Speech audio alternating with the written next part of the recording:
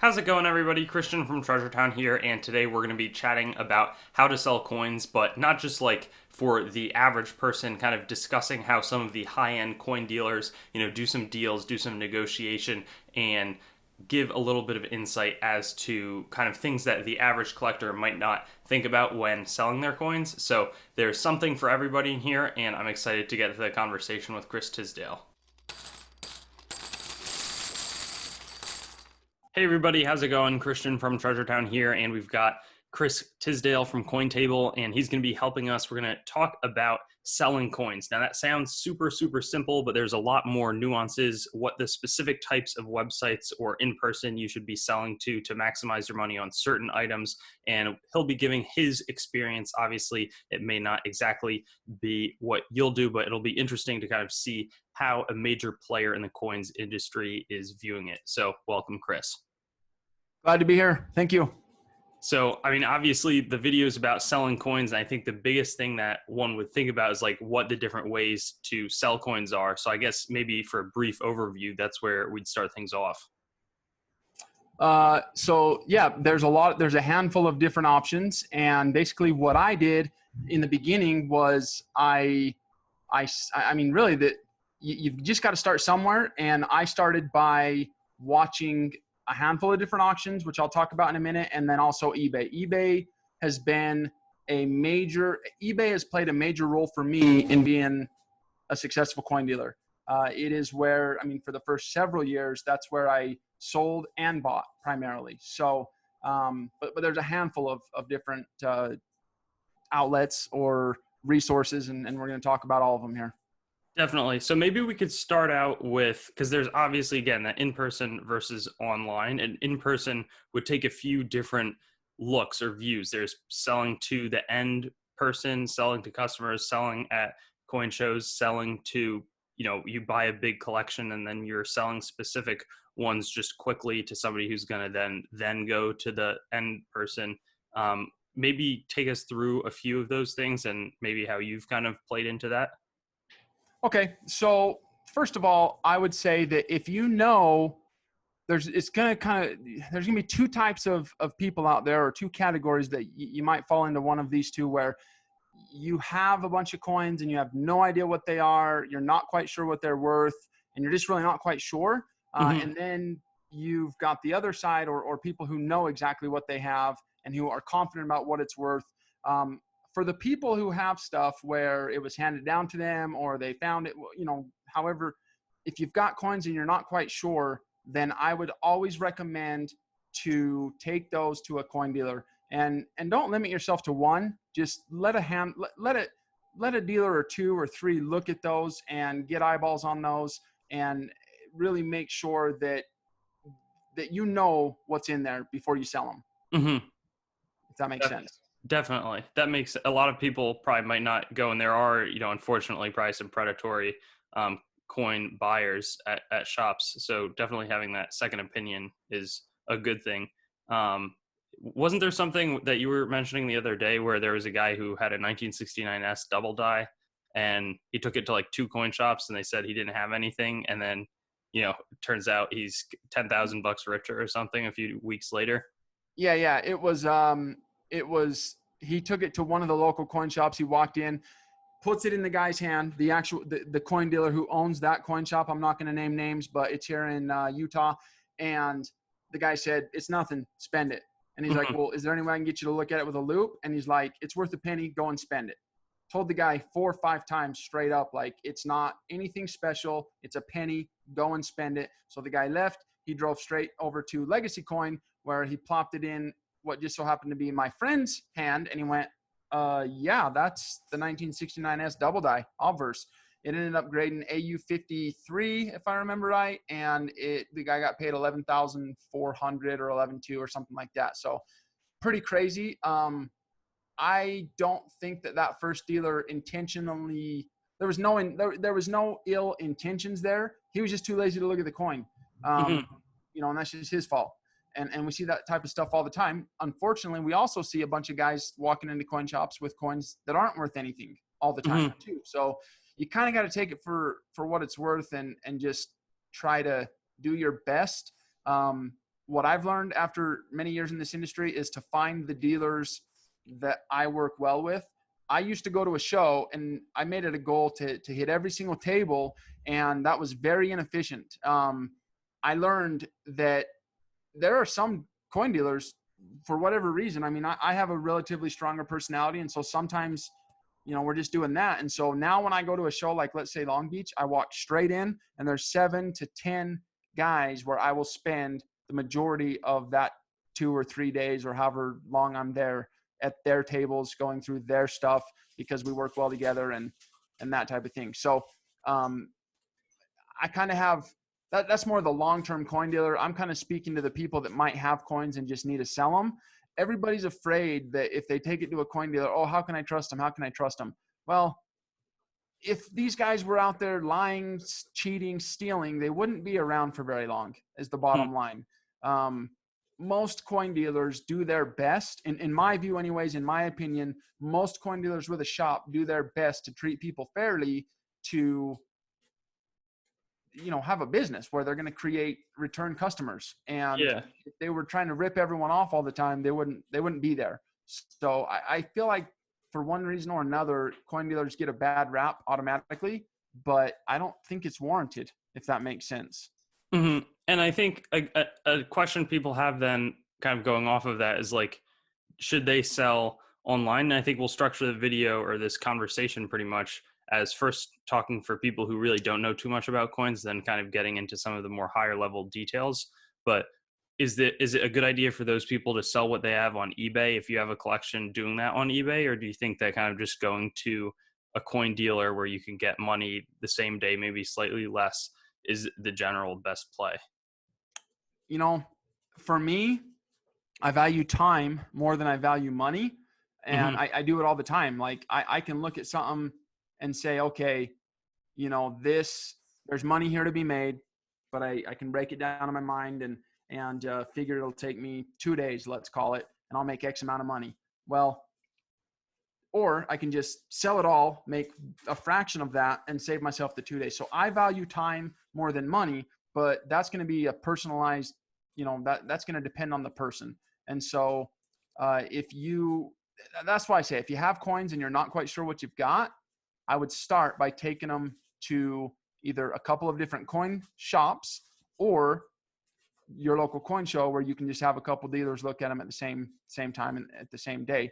And then from there, once you kind of have it, like, let's say you have an idea as to what you have, and you don't want to sell it to the coin dealer, you think you can get more on eBay, well, then that's kind of the whole debate. Are you willing to, I mean, do you have an eBay account set up? Do you have positive feedbacks? Are you familiar with how to ship and how to, there's so many factors that go into that, Christian, that I feel like it just boils down to the individual Hmm. and what they're trying to do and how much time they want to spend on it. If you want to learn about coins, that's a great way to learn. If you happen to get some coins and you couldn't care any less and you don't want to learn, then I would say just take them to your closest coin dealer and take whatever they're willing to give you. So it really boils down to the individual, if that makes sense. Yeah, definitely. And I think kind of moving, kind of, as I said before, up the rung to people who do know what they're dealing with. I mean, do you think the same, we can take it in person and then online after that? Some people sell, again, to kind of wholesalers, like you were mentioning before, where you save yourself that time. Um, Maybe for a newer one, I'm just kind of thinking it might be worth spending that time where they can really do some learning in the process of going through and kind of piecing them out individually. And then also, do you think even for people who know what they're doing, maybe it's best to keep working with the same few coin dealers that you have good relationships with? I'm not, I'm curious what your thoughts would be to somebody who has a pretty good grasp on what they have and even a little bit of knowledge about buying and selling, like what that next step for them might look like. It's all about what it is that you're doing and what part of the game you're playing. Hmm. For me personally, I have sold very, very, very few coins to actual coin dealers. I've never walked into a coin shop. I need to preface that because that's going to sound like that's going to sound very conflicting with what I've already said. Hmm. I send like 33%, roughly one third of the coins I make in other words, that I get graded and have come back. Mm-hmm. I literally get them, open them, repackage them, send them straight to a marketer. That's a coin dealer. So I do sell plenty to a coin dealer, but I've never, ever walked into a coin shop and actually sold a coin to a coin dealer. Mm-hmm. And I don't think I've ever sold one at a coin show either, but that's because what I've dealt in has been so niche specific that I'm looking for the one guy who collects dimes, nickels, whatever it is that I Mm-hmm. happen to have. And so that's what makes the internet. That's why the internet's so great, essentially, because you can put something like anything. I mean, a toned coin or anything. You can put anything on eBay and you're just waiting for the right person to find it. Mm-hmm. Whereas if you take it to your coin shop, there's a really good chance that that coin dealer has no interest in buying that coin, but he might because that's what he does. He's got a shop, and it's just kind of like mixed in with all the minutia that comes Mm-hmm. in through the door. So I would say the internet is the best option for somebody who wants to get max money, who knows what they have and approximately what it's worth or what they want out of it. The next question becomes, well, how online? Yeah. So you've got eBay. That's, again, been my most valuable resource. In the last couple of years, I've started building phenomenal relationships in many Facebook groups and on Instagram. And Mm-hmm. so in addition to eBay, you also have your social platforms. There's benefits to both and downsides to both. eBay wants to charge whatever it is, 10 or 11% of what you sell. They're going to take that. And some people might consider that a downside. Whereas Facebook Marketplace or Instagram, there's not going to be those sellers fees, but you don't have the same protection when you're Mm-hmm. selling that way. And so it's all about, you as an individual and your risk tolerance, how techy you are. If you have an online platform where, you've got relationships with buyers or potential buyers. So all of that's going to boil down to what direction you're going to go once you're online trying to sell the coin. Some Yes. of those resources are, some that I didn't mention are Amazon, Etsy. Uh, for me personally, we've got a local classifieds. It's called just the KSL classifieds. That's been phenomenal. Anytime I've got anything that's just like junk silver, Mm-hmm. so to speak. And so those are some of the online resources. I would say the next tier up would be the online auctions. Yeah. Um, I was going to ask about those. Yeah. And so with the auctions, you've got, just the ones off the top of my head, you've got Great Collections, which is my personal favorite. We can talk about that why here in a minute. You've got Heritage Auctions, Legends, Stax Bowers. Can you think of any that I'm missing? No, I mean those would be the I wouldn't have said Legends, but I would say yeah, Great Collections, Heritage, Stacks is the ones that I kind of think of as somebody who's not. I don't personally, for the viewers out there, I haven't gone to auction with my coins. I've just kind of looked at them and used them as kind of a resource to try to price coins.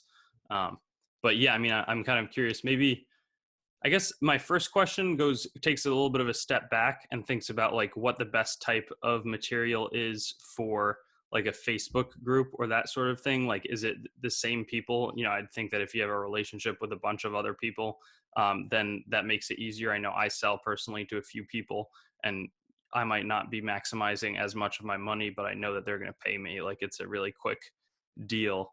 Kind of what types of material would be best suited there, and then what would be kind of the good material for eBay. And then I guess it does apply to the auctions, but like what material is best for what sites of the ones that we just mentioned?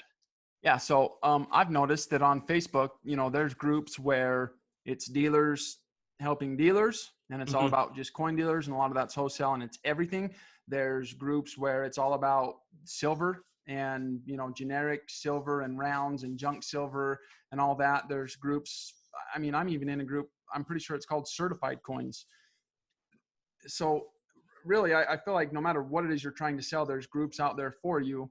I'm not familiar with every single one of them because there's so many. That's just part of going out and figuring that out. For me, how I decide if I'm going to sell it on eBay versus auction is I'll take and I'll look at a coin. If I know exactly what it's worth and it's not very much, like let's say it's a few $100, I Mm-hmm. usually just list those on eBay. If Mm-hmm. it's a top pop, if it's one of those coins where I think there's a chance that somebody will get in a bidding war over it, Mm-hmm. couple examples of that would be top pops, uh, finest knowns, really nice toned examples, oddities, rare errors, and stuff like that. On Mm-hmm. those coins, I send them to auction, and I do no reserve, auction style, and uh, more often than not, I've been very surprised and had very good results with selling that way. And those auctions would be in eBay or like a Heritage or a Great Collections or Legends. Correct. So it wouldn't be eBay. I do so, and again, this is just me personally. In the first several years, I did only auctions on eBay. Mm-hmm. I would list my auctions so that they ended on. In fact, here's a tip: if you're going to do an auction style listing on eBay, set it up to where you know what day it's ending and make it end 7, 8, 9 o'clock p.m. Mm-hmm. Make it, set it up so that it ends when people are going to be on eBay. Yeah. Some of the best deals I've gotten on coins on eBay are the ones that end at 3 a.m. on a Monday or a Tuesday morning. Yeah. It makes no sense. And so that's the first thing you want to consider. Once I got established, I started doing less auctions on eBay and started doing more just the buy it nows. Once I established kind of, I would say once I became a practitioner in my lane and I had a very good pulse on the market, I knew Mm-hmm. what this is worth, and I just put it at where I knew it was worth and threw it on eBay as a buy it now. And some of those things get bought up immediately, and other times it might take a year. Mm-hmm. They just renew automatically. So I don't do any more auctions anymore on eBay. That's more of just a matter of my own kind of with how my business evolved. If I'm going to auction a coin, I send everything that I auction to Great Collections. Mm-hmm. Very brief on the backstory there. In the beginning, in fact, I'll just throw it out there. I tried 3 times to work with the biggest auction firm out there. And I had some legit coins that were mid 5 figures. So in other words, we're talking 40, 50, $60,000 worth of coins. And, they were all about wanting to work with me. But the second they heard Kennedy's and Franklin's, Mm-hmm. just gone. And so, yeah, it's crazy to me how much money they left on the table just because in their mind, they had this preconceived notion that it wasn't going to be valuable. Whereas, one of them in particular was a $16,000 1966 SMS Kennedy Mm-hmm. or a $25,000 accented hair Kennedy. And so there's a lot of money in those coins, and essentially they wouldn't work with me. So I talked to Ian at Great Collections, and I'm telling you guys right now, if you're new, he'll answer your questions, no matter how silly they are or no matter how new you are. He has no problems kind of helping somebody who's new navigate the process and working through that. The other thing is whether you're consigning $100 worth of coins or $100 million worth of coins, he's going to treat you the same way based on my experience. Mm-hmm. And that's big for me because, those other guys, they kind of have this, how would I say it? They, as soon as they feel like what you have isn't very valuable or maybe isn't worth their time in their own mind, they don't even want to talk to you, and they're not going to give you the time of day. So that won't happen with Ian. And he and I have been working together for quite a while now. And his auction, it's been very fascinating to watch his auction grow. Mm-hmm. If he's not the biggest, he's going to be any minute now. So, And what makes his site, would you say, better than Heritage or Legends or Stacks? Is it that he's kind of is it the interface is better, the bidding software is better, the fees are lower? Like, we haven't pre-structured this. I don't know. Like, I'm just curious kind of. that's a great question. Number one, and there's a possibility that this has maybe changed, but I know for Heritage auctions, if you're going to send them a coin, they basically throw it out. They're like, well, look, unless your coin's worth at least $5,000, in our opinion, we're not going to let you set a reserve. You've got to, so in other words, they have very strict parameters on what you can send them and in what auctions they'll put it in. If you want them to put it in one of their platinum night auctions, like for instance, one of the ones they do on site at one of the shows like Long Beach, it's got to be like where they will look at it and say, oh yeah, okay, we feel confident that that's going to be worth at least $5,000, or it might even be $10,000. I can't remember. but they've got all these parameters, and if it doesn't fall within those parameters, then they really couldn't care less. They'll sell it during their any Sunday or Tuesday auction, or whatever they've got going on online, and so many of those coins fall through the cracks. Whereas so that's one of them. Yeah, that's notable. My favorite thing about Great Collections is the turnaround time. So if you want to send a coin to, and I'm picking on Heritage, but that's because they're the ones who I had direct experience with trying to deal with, and so I know kind of how they work. I'm pretty confident that the other big ones are the same way, or at least similar with their fee structure and their turnaround times. Mm-hmm. If you send a coin to Heritage, they're going to want it a couple of months in advance so that they can take pictures and have it in their catalog. And then once it sells, last I heard it was like up to 6 months to get paid. And I've heard some funky things that don't really sit well with me on what they're doing with that money in between paying you out. With Ian, I can send him a coin today. See, today's Wednesday. So I mean, with Ian, I could send him a coin today and see it on his website within 3 business days. And then every single time without fail, I've had a check in my hand inside of 10 business days after the auction ends. And so Wow. you're talking like less than 30 days from mailing the coin to getting a check with Great Collections, whereas those other auction firms are like 6 months. Yeah. The other thing are the fees. Last time I looked at Heritage, they wanted 35%. It was 17.5 it was 17.5% on the buyer's end, 17.5% on the seller's end, which is just Wow. crazy to me. And they have all sorts of good reasons for justifying it. Oh, our staff, and oh, our building, and oh, our costs, and this auction archives is such a valuable resource, and it cost X amount. Here's the deal. That's if you send your coins to Great Collections, if the coins sells for more than $1,000, there's a 10%. Actually, it's 12.5% if they pay with a card buyer's fee. That's it.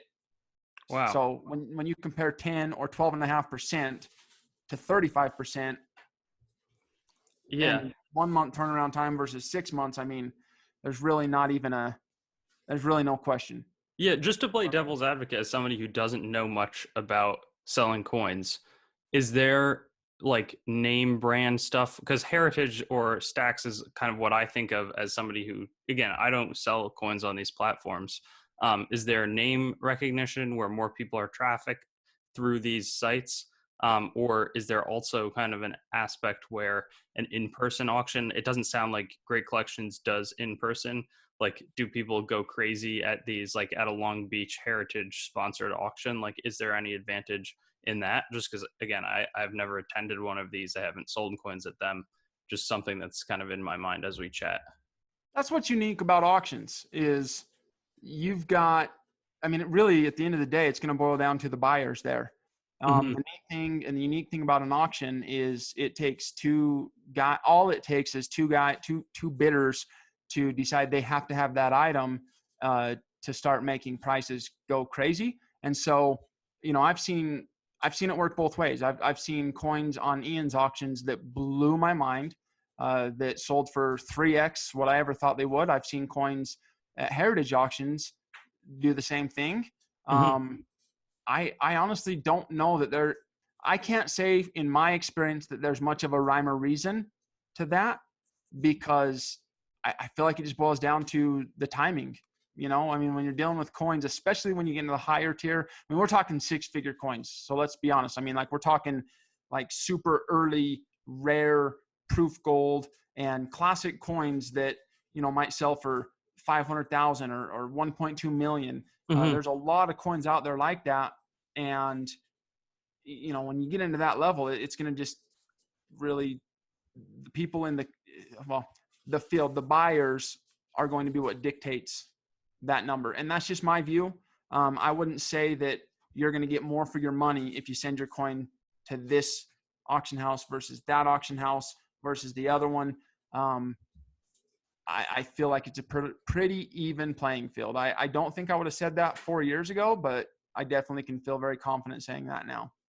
Yeah, and I guess the interesting thing is with those types of fee structures, then, if a coin, I'm just trying to do math in my head here, but if it's a $2 million coin and there's 37% versus, or 35% versus 12%, that's I don't know, $400,000 difference or something in terms of what it would realize. So if that's the fee structure, like why do you think that it's not, you know, everything is getting sold and Heritage is being forced to kind of restructure their whole fees and their structure themselves? Okay, first of all, if you have a coin that's worth $1 million, you could probably call all three or five or however many auction firms there are and say, this is what I got. This is what I think it's worth. Whoever gives me the best deal is going to be who I go with. And, you have the leverage at that point. So you're not going to pay, there's not going to be a 35% fee That makes sense. involved with that. In fact, I know firsthand in fact, I know that with all the auctions that I've dealt with, they will be more than happy to say, okay, we will pay you hammer plus certain percentage of the actual buyer's fees so that we can sell that coin for you. Hmm. Hmm. So the more valuable coin that you have, or the more you can sign with them, the better deal you're going to get, if that makes sense. Yeah, definitely. That's a good. I should have assumed that that would have happened anyways. Yeah, But and yeah. that's a perfect point to make, Christian, because that's something that I missed a lot in the beginning. Nothing is black and white in this industry. Nothing. Hmm. Like, I thought grading fee. I've always just treated this like it just kind of is what it is. Nothing is what it is. There is Hmm. always room to negotiate if you hold any sort of leverage at all.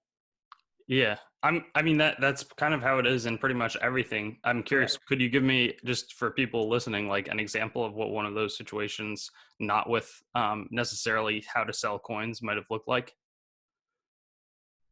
As far as negotiating, Yeah, in the coin world. yes. I call Heritage. This is the third time that I tried working with them, and I say, "Hey, this is who I am. I've talked to you guys before. We couldn't make it work out. I've got such and such coin.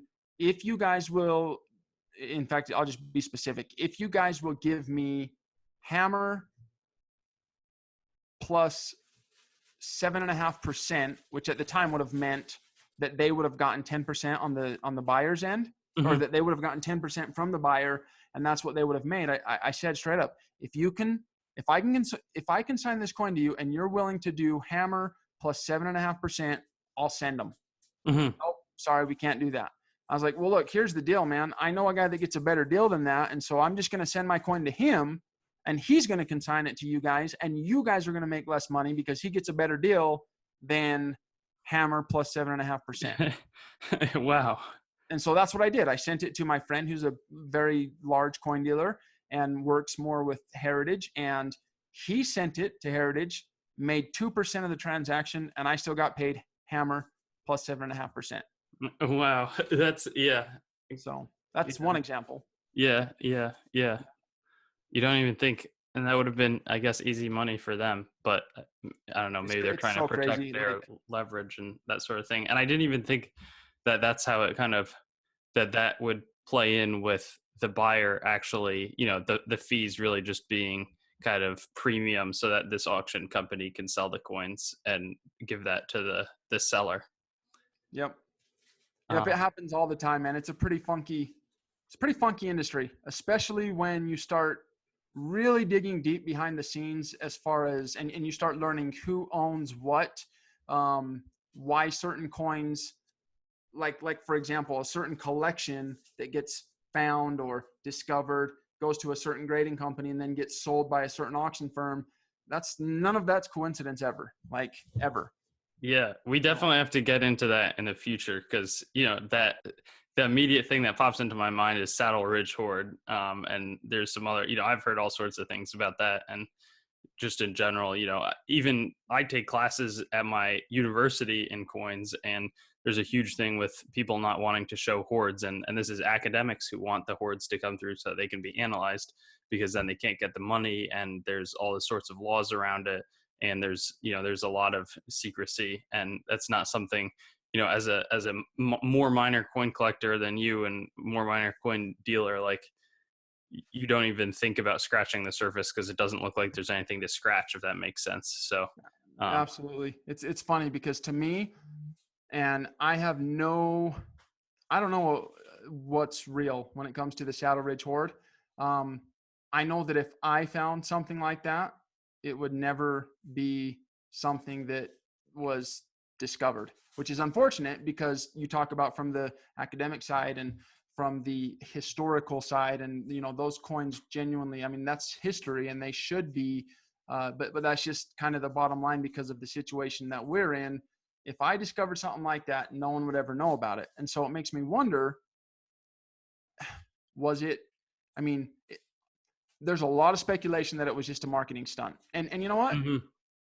That's okay too. Like, the numismatic industry needs marketing stunts. It needs attention. That was national news that made real headlines. And so if it was a stunt, and I'm not saying it was because I don't know, but if it was, kudos. Good for Yeah, them.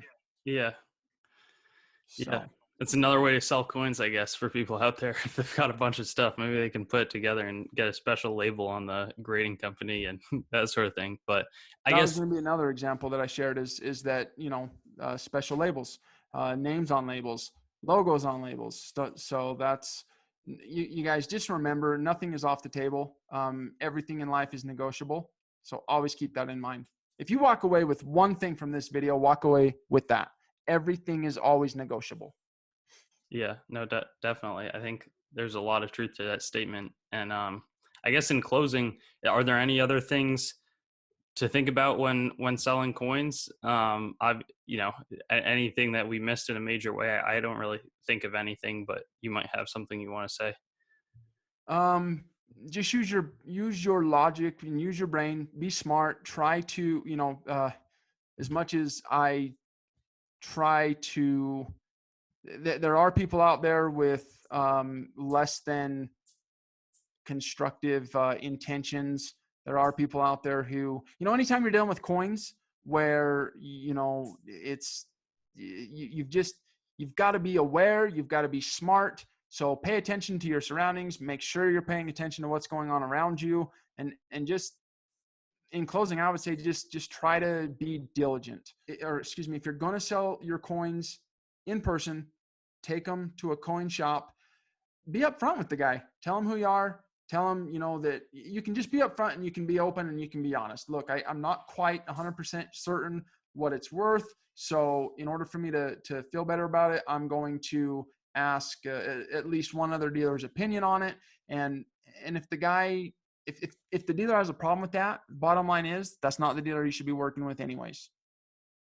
So my advice would be just be upfront and try your best to communicate, be diligent, pay attention, try to be smart. Don't put yourself in situations that could get, don't go meet a stranger in an empty parking lot all alone type of stuff. Just, it's almost like it seems like it should be common sense things, but for somebody who's an honest person, who doesn't think like that, it's not always the first thing that pops into your mind. So try to keep those thoughts in mind when you're out there trying to sell coins. Awesome. Well, thanks so much taking us from kind of the basic level to the super kind of advanced levels on the big coins that we're probably not going to get a chance to sell, but it's fun to think about and understand the whole process. Again, that's what I always say. That's why you're on here, because you know how to kind of run the gamut in terms of giving some interesting numismatic knowledge. And there's definitely some stuff I think kind of going forward that would be cool to think about, some of the marketing or conspiracy stuff within coins. There's lots of different angles that we can branch off with this video, but thanks so much. Yeah, absolutely. You're welcome. Thank you for having me. And I'd love to get in a lot of those conversations with you. There's a ton of crazy things that if I wasn't there to witness it myself, I probably wouldn't even believe it. So we can get into all that.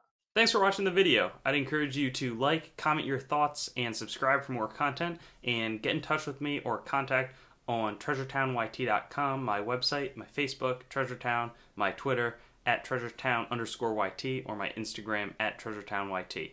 Looking forward to seeing you on some of my other videos.